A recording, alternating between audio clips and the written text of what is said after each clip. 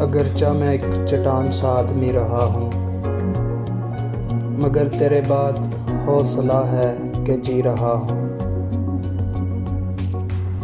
वो Reza Reza मेरे बदन में उतर रहा है,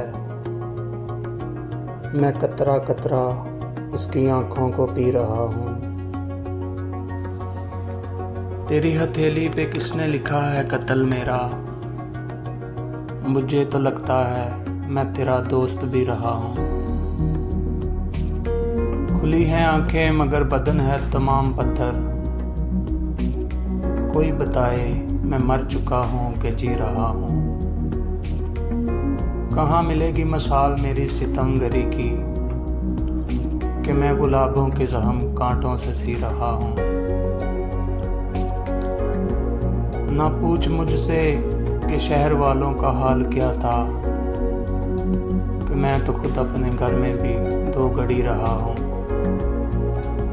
मिला तो बीते दिनों का सच उसकी आंखों में था, वो आशना जिससे मुद्दतों अजनबी रहा हूँ।